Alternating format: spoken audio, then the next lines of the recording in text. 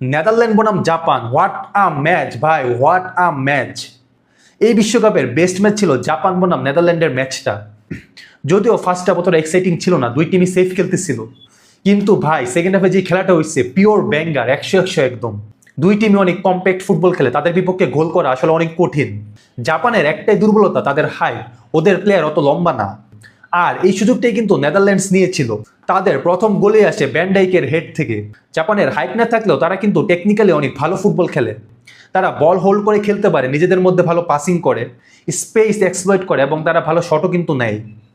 এই ম্যাচে শুরু থেকেই কিন্তু তারা একটু দেখে শুনে খেলতেছিল, কিন্তু যখনই তারা প্রথম গোল খায় তারা কিন্তু তাদের আসল খেলা দেখাতে থাকে। তখন এই ম্যাচটা এক্সাইটিং হয় এবং জাপান কিন্তু গোল দিয়ে সমতায় ফিরে। এর কিছুক্ষণ পরে নেদারল্যান্ড দুর্দান্ত এক গোল দিয়ে আবারও লিড নেয়।